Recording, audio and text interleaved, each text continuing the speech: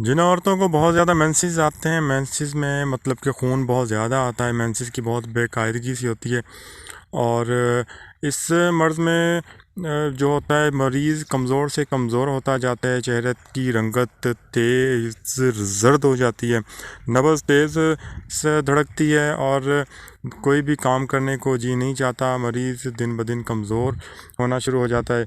अब इसमें आपने क्या करना है कि किसी भी पंसारी से आपने वही दाना 3 माशा, अनाब 5 अदद और तुखम काहू 3 माशा और तुखम तरबूज ये भी 3 माशा ले लेना है, और बेख अंजबार की मतलब कि जड़ ये भी 3 माशा, और तुखम खुरफा स्याह ये भी 3 माशा ले लेना है।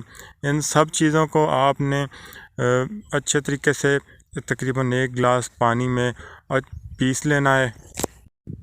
पीसने के बाद आप इसको किसी बारीक कपड़े वगैरह से छान लेंगे। छानने के बाद शरबत नीलोफर के 2 चम्मच आप इसमें मिक्स करेंगे और इसको पी जाएंगे। 7 दिन आपने इस्तेमाल करना है। माहवारी की कैसी बेकायदगी हो वो बिल्कुल ठीक हो जाएगी।